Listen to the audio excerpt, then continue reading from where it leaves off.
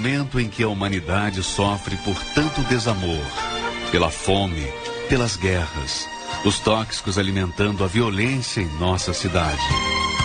Esta emissora traz até você momentos de amor, paz e alegria, através de um programa feito com carinho para o seu coração.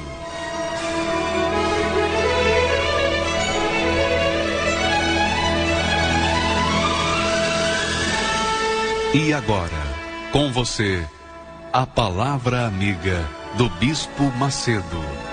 Olá, meus amigos, sejam abençoados em nome do Senhor Jesus. E com essa bênção, você pode ter absoluta certeza que os seus caminhos estarão abertos. Agora, é preciso não apenas acreditar, é preciso não apenas crer que Deus abençoa, que Deus é grande, que Deus é magnífico, Ele é todo-poderoso. É preciso você ter a visão do que Deus quer fazer na sua vida. Muitas pessoas creem no Senhor Jesus, são fiéis a Ele, mas não conseguem decolar, não conseguem conquistar uma vida de qualidade, não conseguem realizar os seus sonhos. Entra ano, sai ano e vivem torcendo pelos outros, batendo palmas para os outros, aplaudindo os outros, mas eles mesmos vivem aquém daquilo que almejam em suas vidas. Minha amiga, meu amigo ouvinte, deixa eu falar uma coisa para você. Aliás, eu queria fazer essa pergunta para você. Quem tem mais fé, o pobre ou o rico? Aliás, você pode até ligar para nós aqui agora, se você quiser ligar e responder essa minha pergunta, porque eu tenho algo muito importante para dizer daqui a pouco sobre isso. Quem é que tem mais fé? O pobre ou o rico? O fato é que a pessoa que tem fé e que, obviamente, está vivendo uma vida aquém da realidade, daquilo que precisa viver, é porque essa criatura não sabe como agir a sua fé, não sabe como vislumbrar os efeitos da fé, não sabe como tirar proveito da sua fé, porque a fé é o poder de Deus dentro de nós. A fé é o poder de Deus dentro de cada um de nós. A fé é o poder de Deus dentro de você. Você tem fé? Você diz, claro que eu tenho. Então, é o poder de Deus dentro de você. Mas por que a sua fé não traz benefício para você como você gostaria? Jesus disse que com o mínimo de fé como de um grão de mostarda, é capaz de remover montanhas. Ora bolas, se a fé do tamanho de um grão de mostarda é capaz de mover montanhas, quanto mais os problemas que você tem aí, que são muito menores do que uma montanha. É ou não é? Você não acredita nisso? Pois bem, o problema não é a fé. Você tem fé. O diabo sabe que você tem fé. Deus lhe tem dado fé. Você tem fé, você sabe que tem fé. Mas você não sabe como operacionalizar essa fé. Você não sabe como materializar essa fé. E por quê? Por que você não sabe ou não tem sabido materializar essa fé? Sabe por quê, minha amiga? Porque, com certeza, há um encosto bloqueando a sua mente. Há uma coisa, há um espírito que tem bloqueado o seu entendimento. É como Paulo, o apóstolo Paulo diz, que o Deus deste século tem cegado o entendimento das pessoas. Então, para que as pessoas possam ver, para que as pessoas possam ter acesso a uma vida de qualidade, elas precisam materializar a fé. Mas como materializar a fé? Eu sou dizimista, eu sou fiel ofertante, eu sou fiel na igreja, eu sou fiel à minha igreja. Isso não é suficiente. Isso é importante. Mas tem algo mais que você tem que fazer. Algo mais. E isso, minha amiga, só é visto, não adianta a gente nem falar aqui, mas só quando você tiver essa força maligna repreendida, arrancada do seu entendimento, é que vai fazer você enxergar. É o que vai fazer você enxergar. Concorda comigo? Perfeitamente, bispo. Porque o senhor observa que essas pessoas que estão com o entendimento cegado por essas forças malignas, elas sempre focam no problema exterior. Elas acreditam que solucionando, por exemplo, o problema familiar ou problema sentimental, tendo a mulher de volta, o marido de volta, ou tendo o marido, uma mulher, tendo isso, tendo aquilo, o problema será resolvido. Mas ela já teve, já obteve aquilo e perdeu, e fracassou. Mas por que fracassou? Justamente pela ação dos espíritos, que continuam cegando o entendimento dela e fazendo ela ficar distraída ou perdida em meio a essas situações. E aí a pessoa, ela nada e morre na praia. Ela vive uma vida de conquista e perde. Ora tem, ora não tem. É aquela vida de inquietação, de desassossego. E como a gente sempre fala, quando não é uma coisa, é outra. Quando não perde de um lado, perde de outro. Quando não fracassa de um lado, fracassa de outro. Justamente porque é assim que esse espírito atua. O senhor, no livro que escreveu Orixás, Caboclos e Guias, Deuses ou Demônios, o senhor descreve a ação desses espíritos como o gato faz com o rato. O senhor diz lá, escreve lá, quando o gato pega o rato, ele não mata logo de uma vez. Ele dá uma patada aqui, uma patada ali e vai soltando. Quando o rato pensa que já acabou, está lá o gato dando uma outra patada até que mata. E é isso que a gente tem visto no dia a dia. E quantas pessoas que nos ouvem agora que estão assim, nessa situação, quando não é uma coisa, é outra? Pois é, você, minha amiga e meu amigo, que está me ouvindo neste momento, que tem sido jogada de um lado para outro, você já não suporta mais essa situação. Mas você tem fé. Você tem fé. Eu creio que você tem fé. Você crê que tem fé. Mas você tem sido surrada pela vida, mesmo com toda a sua fé. Por quê? Sabe por quê? Vou dizer para você. Falta você vislumbrar, ter a visão da sua fé. Porque Deus nos dá a fé, mas Ele também nos dá a visão, nos dá o entendimento.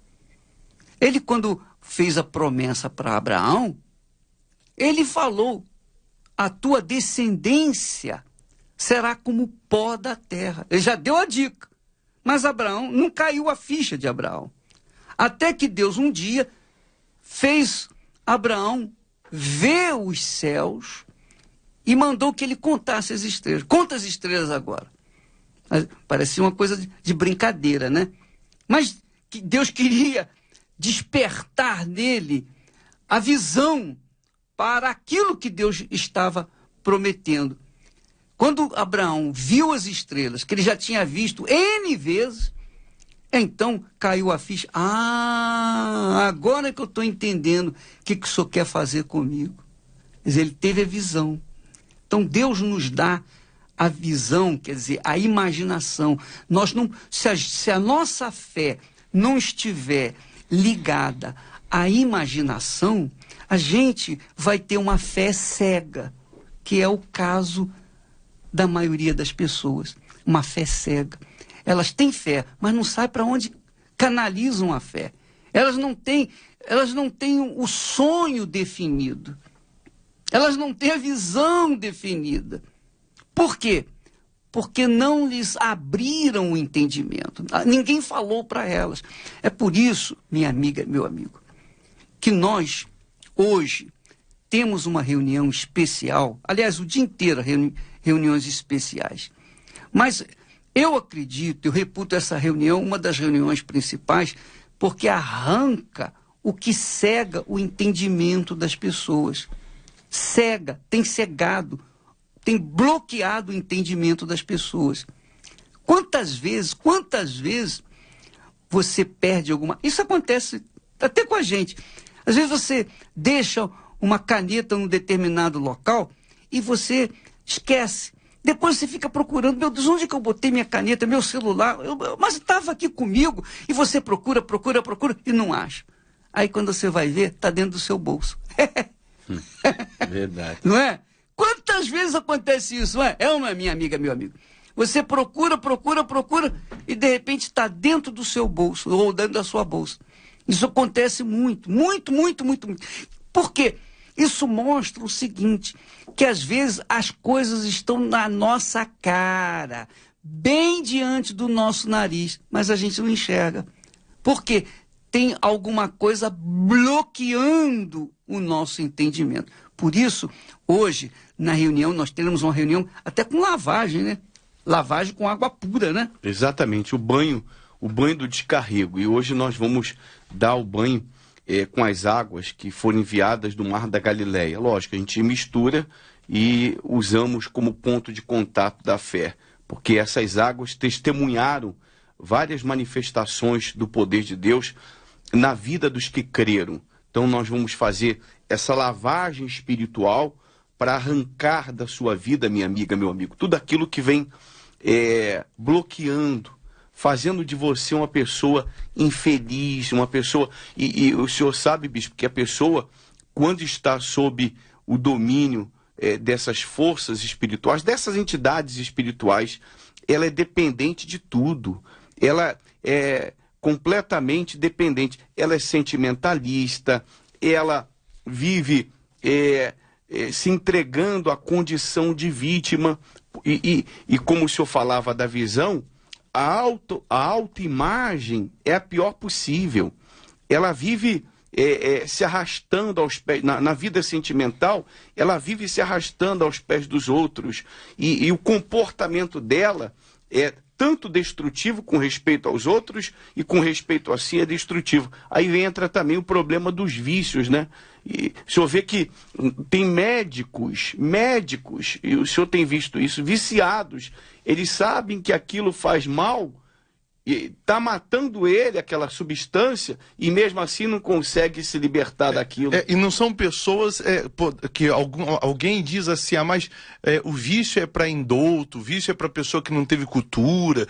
São pessoas que se formaram, que se especializaram no que fazem e que aquilo ali, aquela substância passou a dominar a mente deles e o pensamento deles. Aí o senhor estava falando sobre essa água, né? Esse tratamento para limpar, para lavar. A Bíblia diz, aspergirei água pura sobre vós e ficareis purificados de todas as vossas imundícias, né? Quantas pessoas que estão hoje dominadas por esse espírito, como o senhor colocou, que bloqueia o raciocínio dela, que bloqueia o pensamento, a visão, e ela hoje está vivendo enclausurada, fechada no mundo de dor, no mundo de humilhação, no mundo de perdas, de fracassos, de sofrimento, achando que não existe saída ou solução. E a gente está aqui provando que existe solução para o problema dela. Pois bem, 33215074. Esse é o telefone daqui, não é isso? Sim, senhor. Então, a pessoa que quer responder essa pergunta, quem tem mais fé, o rico ou o pobre? 33215074. Quem tem mais fé, o pobre ou o rico? Conversar com o senhor Samir de São Paulo, tudo bem? Tudo bem. E aí, quem tem mais fé, na sua opinião, rico ou pobre? Bispo, na minha opinião, é o rico. Por quê? Porque bispo, o rico, ele tem coragem, ele é determinado, ele pensa em alguma coisa, ele não tem medo de perder, ele vai em frente, ele mete a cara e às vezes até ele perde. E ele não desiste, ele vai de novo.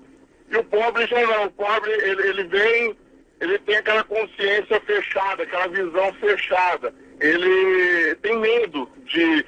Às vezes ele até fala, não, eu tenho muita fé em Deus, eu creio em Deus, mas é de boca, não tem prática. Não materializa, igual o bicho estava falando, não materializa a fé. Então, na minha opinião, com certeza, o rico ele tem mais fé. Ok. Obrigado, Samir. Deus abençoe, Bispo Formigoni. Vou atender a dona Solange de Olinda, Pernambuco. Como vai? Tudo bem? Graças a Deus, tudo bem. Um prazer enorme falar com vocês. O prazer é nosso. E na opinião da senhora? Oi? E na opinião da senhora, quem tem mais fé, o rico ou o pobre? Como esse senhor acabou de falar, né? Na minha opinião, é o rico. Porque o rico, ele não está apegado a nada. Ele não tem medo de se lançar. Ou é ou não é. Tem que fechar algum negócio, seja grande ou pequeno, ele não está nem aí, ele não pensa duas vezes. Eu vou fechar negócio e seja lá o que Deus quiser. Então é o rico, né? Obrigado. É o rico. Um abraço a todos e um abraço ao pastor Alan aqui de Pernambuco. Tá bom, tchau. Então, nós temos aqui a Cora, de Grajaú. Você é Cora? Tudo bem? Tudo bem, pastor, senhor? Então, quem é que tem mais fé, o rico ou o pobre? É o rico, pastor. Porque é o bispo, né? Ô bispo, quem tem mais fé é o rico. Porque o rico não se importa de ganhar e nem perder. Agora o pobre tem muito pouco, e o pouco que ele tem que segurar. É mesmo, ele não né? tem aquela visão. A visão dele é muito... não é uma visão ampla. Eu, graças a Deus, eu conheci a Igreja Universal já há 8 anos. E eu sou feliz por isso, porque eu era muito pobre. Eu fui rica e depois eu fui muito pobre. E depois eu não tive medo de avançar. E conquistou? Ô, pastor, graças a Deus eu tenho uma vida que eu nunca tive, nem época de criança, quando eu convivia com a minha mãe. Graças a Deus. Então, Deus tem abençoado a sua vida. Muito bem, então. Graças a Deus, pastor. Graças a Deus. Amém. Vai nessa fé, minha filha. E vamos fazer discípulos. Eu sou ali da igreja da Universal, da Roberto Kennedy, né? E às vezes quando eu tô na rua, porque até mudei de profissão, tudo, né? Graças a Deus, Deus me deu visão, mudei de profissão. E às vezes eu tô na Universal aí na João Dias. Tá bom, então. Fica com Deus, então, Cora. Tá bom? Amém. Fica Deus com abençoe você. Nós temos outra pessoa aqui, a Jussara de Piracicaba. Então, quem é que tem mais fé, o rico ou o pobre? Bispo, eu não creio nem na condição financeira, nem no rico, nem no pobre. Eu creio que a fé não está ligada à condição financeira. Tá bom. Tá ligado. Amém? Fica com Deus, então, minha filha. Agora, você que está me ouvindo, minha amiga, meu amigo, deixa eu só falar uma coisinha pequenininha para vocês começarem a pensar. Jesus curou muitos, curou cegos, paralíticos, doentes, enfermos, ressuscitou Lázaro, etc. Quem Jesus curou mais, pobres ou ricos? Vai em frente, Clodomir. Benedita de São Roque, tudo bem? Tudo bem, graças a Deus. Sua opinião, então? A minha opinião é o pobre. O pobre, ele tem mais fé. Porque ele busca mais, ele tem mais sofrimento, porque tudo para ele é mais difícil na vida sentimental, na vida financeira. E agora pro rico isso daí é fácil. Pois é, eu quero dizer para vocês, minha amiga, meu amigo, vocês todos que estão me ouvindo nesse momento, eu creio que o pobre tem mais fé. Pelo menos a gente tem visto isso. Nas pessoas, nos países pobres, mais pobres, a fé aflora mais. Então, eu creio que o pobre tem mais fé, tenha mais fé. Agora, o que o pobre não tem é visão. Ele tem fé, mas não tem visão da fé que tem. Ele crê num Deus todo-poderoso, um Deus grande, mas ele não tem visão, não tem imaginação da grandeza de Deus. Esse é que é o problema do pobre. O problema do pobre não é a fé. Todo pobre tem fé e tem mais fé do que o rico. O problema é que o pobre não tem visão. E quando a palavra de Deus chega a essa gente, chega ao pobre, abre-lhe a visão. Dá visão para ele ver a grandeza de Deus. E isso é o trabalho, esse é o trabalho da Igreja Universal do Reino de Deus. Abrir a visão, o entendimento das pessoas. É mais fácil, presta atenção, é mais fácil um rico que perdeu tudo, ficou na miséria, quando vem aqui na igreja, faz o congresso, participa do congresso do sucesso, ser novamente rico e muitas vezes mais rico, é muito mais fácil ele recuperar tudo e multiplicado do que um pobre chegar a ser rico. Por quê? Porque o rico, quando ele se torna pobre, ele não perde a visão da riqueza, da grandeza. E isso que é valioso. As pessoas precisam ter essa visão, a visão da grandeza. Então, o rico foi na bancarrota, perdeu tudo. Perdeu tudo. Quando ele chega aqui, no Congresso Empresarial, no Congresso dos Empresários, o que acontece? Ele mantém a sua visão das grandezas de Deus, do que é bom, ele mantém a visão do que significa grandeza de Deus, e ele absorve a fé. Então ele junta a fé em Deus com a visão que ele tinha de grandeza, pronto, ele arrebenta novamente. Já o pobre não. O problema do pobre é que ele tem fé, mas ele não tem a visão das grandezas de Deus. Por quê? É questão de inteligência, minha amiga, meu amigo. Só um pouquinho. Use a sua cabeça. Use a sua razão, o seu intelecto. Peraí. Deus é grande? É grande. Mas que tamanho que Deus é? É infinito. É infinitamente grande. A nossa mente não tem capacidade de mensurar a grandeza de Deus. Mas quando nós olhamos para os céus, nós podemos ver essa grandeza, nós podemos imaginar essa grandeza, porque vemos a lua que paira sobre o nada, a terra paira sobre o nada, o sol, todos os planetas, estrelas, tudo paira sobre o nada. É a grandeza do nosso Criador. Agora, se Deus é grande, como nós estamos falando, e nós cremos nele, e a nossa vida não desenvolve, é porque tem algum problema. Tem um problema. Que terra a pessoa materializar, ou pobre materializar essa fé no Deus grande? O que emperra? Ele, na realidade, no fundo, ele crê, mas não crê com toda a segurança. Ele tem receio. Ele coloca um pé na frente e outro atrás. Esse é que é o problema. Porque se ele começa a tomar atitude em função da grandeza de Deus, e isso começa dentro de si.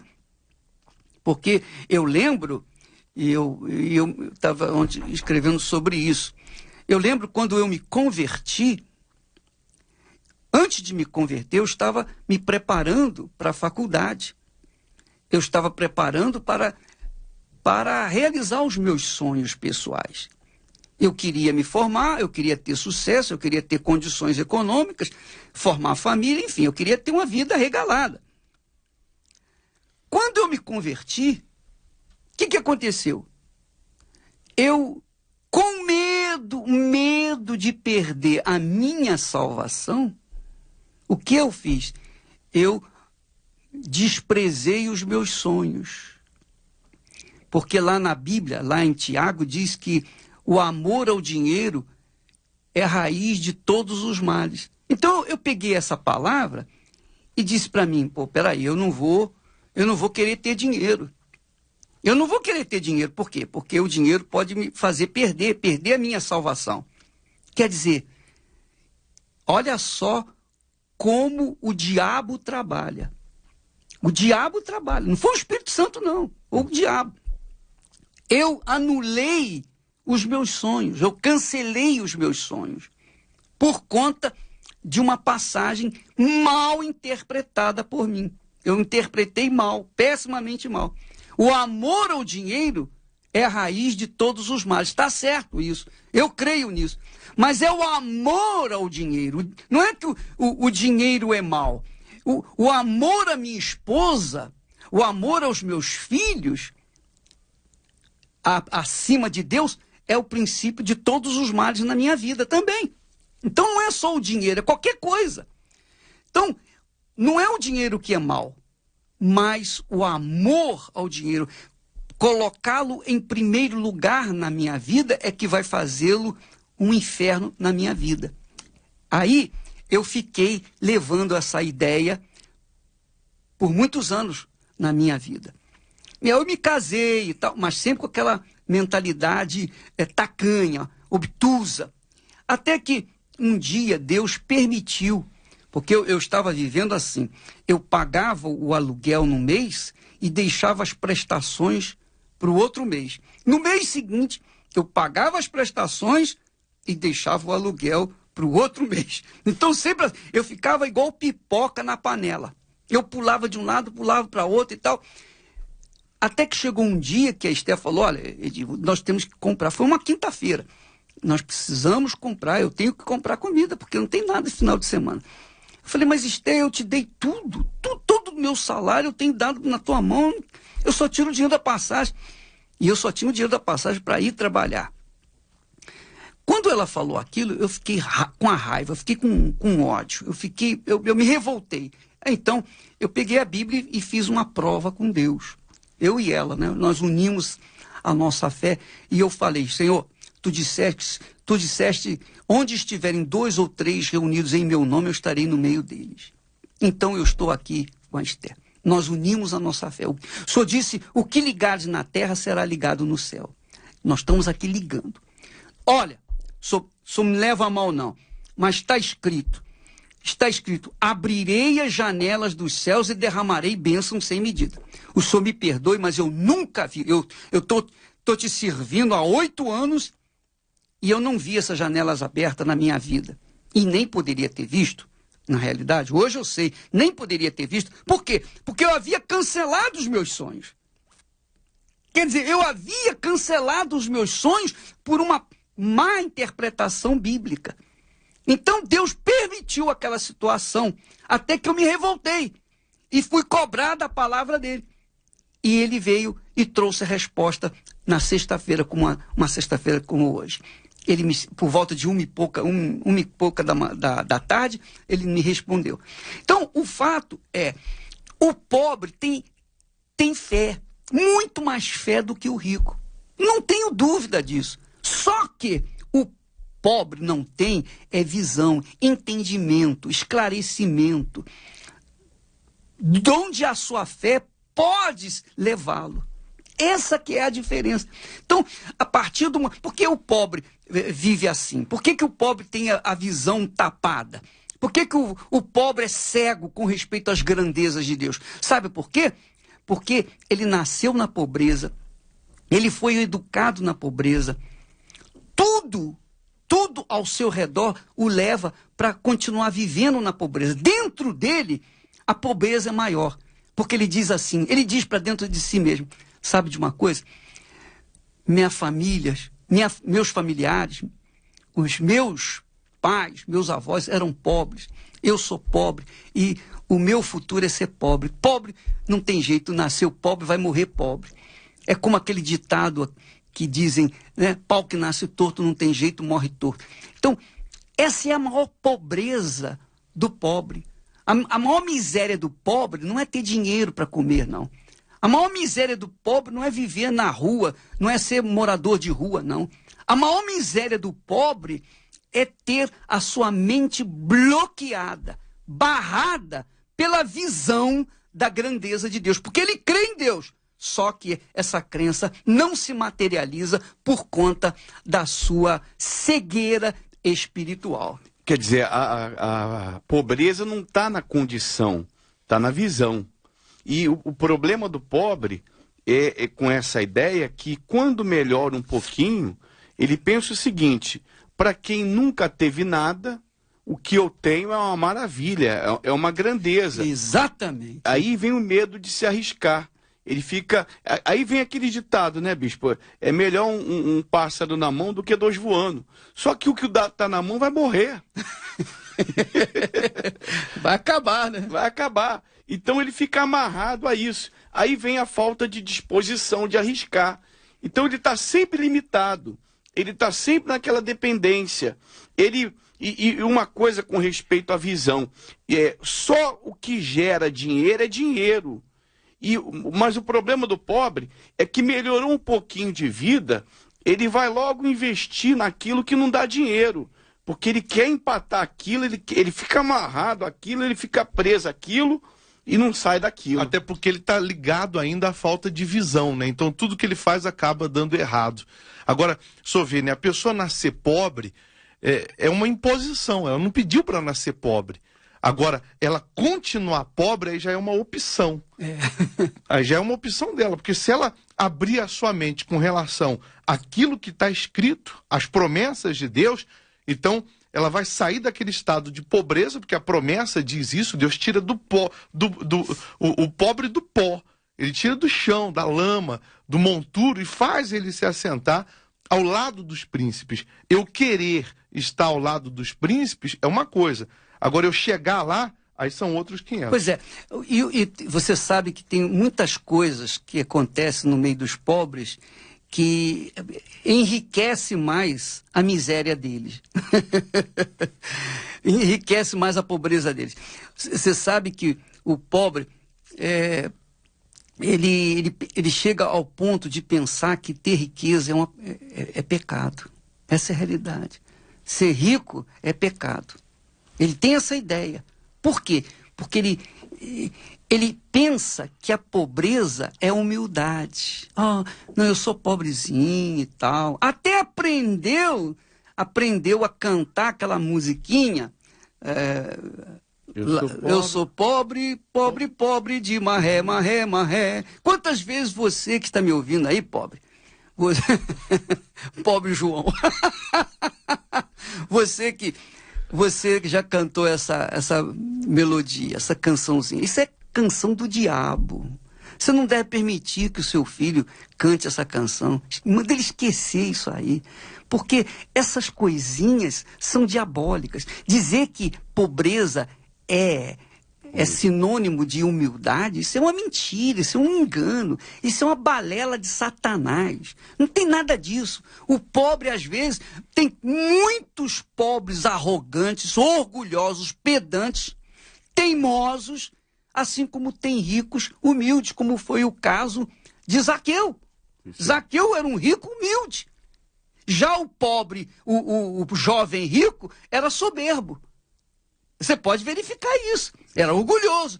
Não, eu faço isso, eu faço aquilo. O religioso, normalmente, pobre, diz, não, eu não sou igual aquele pecador ali que está no vício, etc, etc. Quer dizer, o pobre também é orgulhoso normalmente.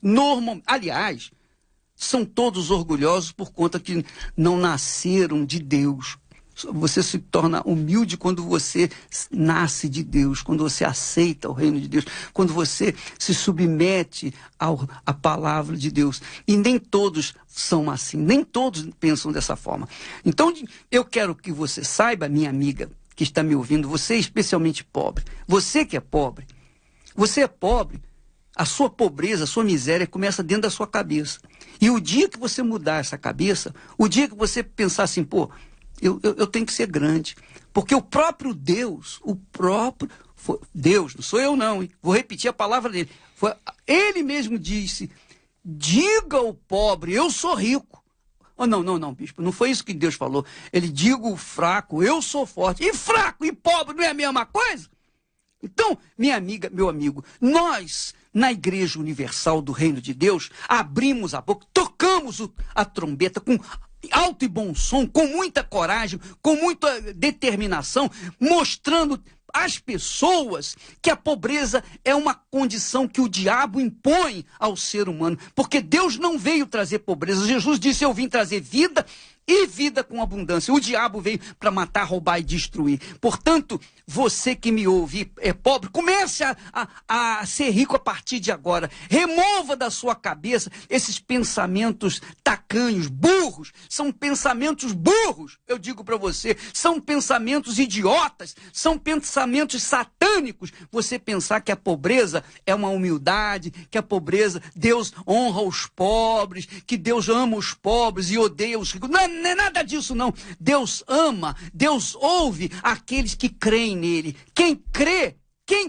quem se aproxima de Deus com certeza, com segurança, esse é o que agrada a Deus. E o senhor vê que quanto mais religiosa, mais pobre ela é, porque essas ideias tacanhas vêm da religião. O senhor vê quanto os países mais pobres são os mais religiosos.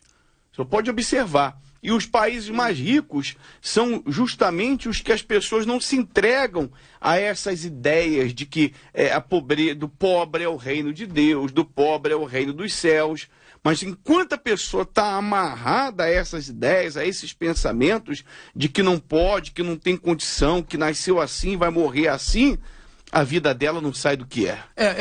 Aqui, nas bem-aventuranças, tem uma tradução na Bíblia que diz assim: bem-aventurados pobres de espírito, porque deles é o reino dos céus. Mas são os pobres de espíritos, quer dizer, são os humildes, não é pobre de dinheiro não é pobre de condição não. Há muita gente rica, humilde. Tem gente, nós temos visto pessoas ricas, pessoas abastadas, pessoas que vivem uma vida regalada, mas são humildes. Elas vêm, elas oram, elas se ajoelham. Isso é humildade. Elas dobram o joelho, elas se curvam diante de Deus. Isso aqui é humildade. Isso aqui é verdadeira humildade. Agora, assim como também existe, tem muitos pobres que são orgulhosos, pedantes, são aquelas pessoas, nariz empinado, né, peito de pombo, andam igual pombo. Você já viu um pombo andando? É assim, todo empinado, parece até que está com um rei na barriga. Na realidade, está com um rei no coração, que é o diabo, o rei desse mundo. Essa é a realidade. Por isso que o pobre é pobre. Ele é pobre de visão, ele é pobre de entendimento. Ele é rico de fé, ele tem fé, mas é pobre de visão. E é por isso que neste domingo nós teremos, eu queria até fazer uma convocação das pessoas que estão assim revoltadas contra a sua situação econômica. Neste domingo, traga a sua Bíblia. Você está revoltado com a sua situação, seja econômica, familiar, seja lá o que for, domingo, traga a sua Bíblia, porque nós vamos fazer uma prova com Deus. Nós vamos provar a palavra que está escrita, conforme Jesus disse. Está escrito, Satanás. E nós vamos pegar essa palavra e vamos provar, vamos ver se ela funciona na hora, porque tem que funcionar na hora. Porque a Bíblia já está aí na sua casa. Você tem aí ela em mãos, você tem aí ela na estante ou na gaveta, seja lá onde for. Não custa nada você pegá-la e trazê-la no domingo para ver se ela funciona ou não funciona. E nós estamos assumindo essa responsabilidade. Nós já começamos a nossa prova em chamar aqueles que dizem que creem para tomar essa atitude. Ou Deus é ou Deus não é. Ou o que está escrito é verdadeiro e se cumpre, ou então é tudo engano, é tudo ilusão, é tudo balela, é mais uma igreja, é mais um movimento, porque se o que nós temos apresentado como palavra de Deus é verdadeiro, a gente vai ver domingo. Põe a câmera aqui na minha cara, por favor. Põe a câmera bem aqui. Pega bem os meus olhos. Pega bem. Eu vou tirar teu óculos. Olha só. Olha para mim. Olha nos meus olhos. Minha amiga, meu amigo, presta bastante atenção. A dúvida é do diabo. A dúvida é a razão da miséria, da pobreza. A dúvida é a razão de todos os fracassos do ser humano, inclusive seu. Seja rico, seja pobre, seja inteligente, seja burro, seja lá o que for. Se você tem dúvida, você está perdido. E o que faz reverter essa situação, que muda a vida das pessoas, é a fé, é a convicção, é a certeza, é aquilo que Deus falou. Aquilo que Deus falou e que você crê e se lança. Então tem que acontecer, porque é a palavra do Altíssimo, é a palavra do Eterno. E é isso que nós queremos dar para você. Nós queremos tirar, arrancar esse espírito de dúvida, de medo, de indecisão, de engano que está dentro de você. É por isso que nós temos esse trabalho feito aqui nessa escola, aqui na Avenida João Dias, 1800, em Santo Amaro. Escola da fé, escola que leva as pessoas a praticar a fé, a materializar a sua fé, porque é isso que vai fazer a diferença na sua vida. Se você fica buscando conhecimento, não adianta você conhecer a Bíblia de capa a capa, você conhece a Bíblia ponta a ponta, você conhece bem a Bíblia, mas vive uma vida desgraçada. O que adianta? O que adianta? O diabo sabe melhor da Bíblia do que qualquer um de nós. Mas, no entanto, não deixa de ser diabo. Então, o conhecimento da Bíblia não é suficiente. Não é suficiente. Mas a prática dela. Aí vem o crentão endemoniado e diz assim, mas está escrito lá que a falta de conhecimento é que vem a pobreza, não é isso? Não é assim que eles falam? O povo sofre. O povo sofre por falta de conhecimento. Sim, o povo sofre por falta de conhecimento. O povo sofre com conhecimento ou sem conhecimento ele sofre. Essa é a realidade. Então, você que está me ouvindo, não adianta conhecer a verdade. Jesus disse, conhecereis a verdade e a verdade vos libertará. Não adianta apenas conhecer a verdade. Você tem que praticar a verdade. Você tem que materializar a verdade. Do contrário, a verdade não vai fazer nada na sua vida. Eu, por exemplo, eu falo por mim. Eu posso falar por mim. Que adianta? Eu tinha o Espírito Santo, eu era de Deus, eu vivia a minha vida certinha, mas eu vivia na miséria, na pobreza. Por quê? Porque na minha cabeça passava aquela ideia, não, a riqueza é uma coisa má, a riqueza é uma coisa diabólica, o amor ao dinheiro é o princípio, a raiz de todos os males. Bolas. Até que caiu a ficha e o Espírito Santo falou, não é assim que você vai entender a Bíblia. A minha palavra não é para cercear ninguém, a minha palavra não é para barrar ninguém, a minha palavra é para trazer vida. A minha palavra é para trazer vida. E veja o que meu filho falou, eu vim para que tenham vida e a tenham com abundância. Como é que eu posso dar graças a Deus por uma vida abundante se eu estou endividado, se eu estou amarrado com débito na praça, o nome sujo? Como que eu posso glorificar a Deus dessa forma? Não há condição. Aqueles que descem às sepulturas não podem glorificar a Deus. É o que está escrito. Ora, minha amiga, meu amigo, hoje, às 8 da noite, venha tomar um banho. Venha tomar um banho, venha lavar, tirar essa nhaca de dúvida, de medo, de insegurança, de preocupação. Venha arrancar essa desgraceira, esse espírito do inferno. Porque enquanto você está me ouvindo nesse momento e me assistindo, o espírito da fé que está em mim passa para você e você confirma dentro de você. O Espírito Santo confirma dentro de você, aí e agora, as coisas aí na sua vida têm que mudar. Você tem que mudar esse pensamento para que você possa, então, tomar posse daquilo que Deus prometeu e conquistou no Calvário para todos nós.